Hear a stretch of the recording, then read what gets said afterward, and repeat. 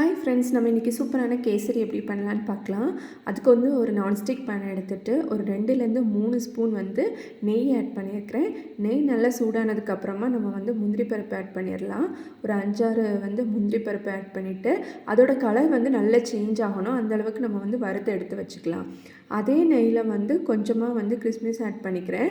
அது வந்து பலூன் மாதிரி ஆகும். அதுக்கப்புறமா அதையும் நெய்யிலேருந்து எடுத்து வச்சுக்கலாம். ஸோ முந்திரி கிஸ்மிஸ் நம்ம வறுத்து எடுத்து வச்சாச்சு. இப்போ வந்து ரவையை வறுக்க போகிறோம். நான் மெஷரிங் கப்பில் ஒரு 1/4 கப் இருக்கும்ல, அந்த கப்புக்கு ரவை வந்து எடுத்துருக்கிறேன். அதை எடுத்துட்டு வந்து நல்லா வறுத்து எடுத்துக்கலாம்.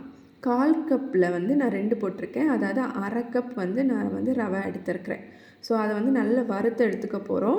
ஸோ ஒரு கப்பு அளவு நீங்கள் வச்சுக்கோங்க. அந்த கப்புக்கே வந்து நீங்கள் சீனி, தண்ணி எல்லாமே ஆட் பண்ணலாம். இந்த அளவுக்கு ரவை கலர் சேஞ்ச் பண்ணோன்னே நம்ம எந்த கப்பில் மெஷர் பண்ணோமோ அந்த கப்புக்கு 1க்கு 2 மாதிரி நான் வந்து ஹாட் வாட்டர் ஆட் பண்ணுறேன். நீங்கள் வந்து ஹாட் வாட்டரே ஆட் பண்ணுங்கள். அப்போ தான் நமக்கு வந்து உதிரி உதிரியாக வரும் கேசரி. ஸோ இந்த மாதிரி 1க்கு நான் 2 கப் ரவை போட்டேன். அதனால் 4 கப் வந்து சுடு தண்ணி ஆட் பண்ணியிருக்கிறேன். ஸோ ஈஸியாக வந்து வெந்துடும். ரவை வந்து நீங்கள் நல்ல மணல் மாதிரி வறுத்துக்கணும். அப்போ தான் வந்து நமக்கு உதிரி உதிரியாக சூப்பராக இருக்கும். இந்த மாதிரி ஆயிடுச்சு. நல்லா வந்து ரவை வந்து வெந்தாச்சு. இப்போ நம்ம வந்து இதில் சீனி ஆட் பண்ண போகிறோம். சீனி வந்து உங்கள் டேஸ்ட்டுக்கு ஏற்றவாறு வந்து நீங்கள் ஆட் பண்ணிக்கலாம். நான் வந்து நம்ம ரவைக்கு வந்து 2 கப் ரவை போட்டேன். அதனால் வந்து 3 கப் வந்து சீனி போடுறேன். அதாவது 1 கப் ரவைக்கு 1.5 கப் விதமாக நான் வந்து சீனி ஆட் பண்ணுறேன். நீங்கள் 2 கூட ஆட் பண்ணிக்கலாம், இல்லை 1 கூட ஆட் பண்ணிக்கலாம்.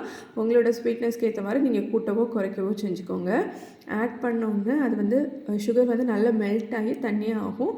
ஸோ வந்து மிக்ஸ் பண்ணிகிட்டே இருக்கலாம், அடி பிடிச்சிடாம. ஸோ ஸ்வீட் பண்ணும்போது எப்போவுமே நான்ஸ்டிக் பாத்திரத்தில் பண்ணுங்கள். அப்போ உங்களுக்கு ஒட்டாமல் சூப்பராக வரும். ஸோ இது மெல்ட் ஆகட்டும். பாருங்கள், இப்படி மெல்ட் ஆகிருக்கு. ஸோ உங்களுக்கு இதில் வந்து ஃபுட் கலர் ஏதாச்சும் ஆட் பண்ணணுன்னா ஆட் பண்ணிக்கோங்க. நான் எல்லோ ஃபுட் கலர் வந்து லைட்டாக ஆட் பண்ணிக்கிறேன். இது ஆப்ஷனல் தான். உங்களுக்கு வேண்டான்னா இந்த ரவையோட கலரே இருக்கட்டும்னா நீங்கள் அப்படியே விட்டுருங்க. ஸோ இந்த மாதிரி மிக்ஸ் பண்ணிகிட்டே இருங்க. இதுக்கு வந்து நான் மொத்தமாக எவ்வளோ நெய் ஆட் பண்ணியிருப்பேன்னா ஒரு 1/4 கப் நெய் ஆட் பண்ணியிருப்பேன். ஸோ உங்களுக்கு வேண்டான்னா நீங்கள் கம்மியாக பண்ணிக்கோங்க. அந்த டெக்ஸ்சர் டேஸ்ட்டெல்லாம் வந்து நெய் ஆட் பண்ணால் தான் நமக்கு வந்து சூப்பராக வரும். ஸோ இந்த மாதிரி இருக்குது. சீனி ஆட் பண்ணோன்னே நல்லா வெந்துருச்சு. இப்போ வந்து ஒரு 2 ஸ்பூன் நெய் வந்து ஆட் பண்ணிக்கலாம். நெய் ஆட் பண்ணிவிட்டு நம்ம கிளறி விடலாம். ஸோ வந்து ரொம்ப ட்ரை ஆகி வரும். அந்த அளவுக்கு நம்ம வந்து மிக்ஸ் பண்ணிகிட்டே இருக்கணும். ரவையும் நல்லா வெந்து வரும் நமக்கு இந்த ஸ்டேஜில். ஸோ மிக்ஸ் பண்ணிகிட்டே இருக்கலாம். இன்னும் வந்து கொஞ்சம் நேரம் கழித்து நான் வந்து ஒரு 2 ஸ்பூன் நெய் ஆட் பண்ணுவேன். அவ்வளோதான் போதும். மொத்தமாக வந்து நமக்கு வந்து ஒரு 1/4 கப் பக்கத்தில் நெய் வந்து தேவைப்படும். ஸோ அப்படியே எடுத்து போட்டு அப்படியே ஸ்பூன்லேருந்து விழும். அந்த அளவுக்கு வந்து செம டேஸ்ட்டாக நெய் மணத்தோடு சூப்பராக இருக்கும் இந்த கேசரி. ஸோ மிக்ஸ் பண்ணியாச்சு. பாருங்கள், பேன்லேருந்து அப்படியே வந்து வருது. அந்தளவுக்கு சூப்பராக கிண்டியாச்சு. நல்லா வந்து வெந்துருச்சு நமக்கு ரவையும். ஸோ அவ்வளோதான். பாருங்கள் எப்படி வந்திருக்குன்னு, பேன்லேருந்து எப்படி வந்து நமக்கு வருதுன்னு. இந்த ஸ்டேஜில் நம்ம வந்து வறுத்து வச்சுருக்கிற முந்திரி கிறிஸ்மஸை இதில் ஆட் பண்ணி நம்ம கிளறி ஸ்டவ்வை ஆஃப் பண்ணிட வேண்டியதான்.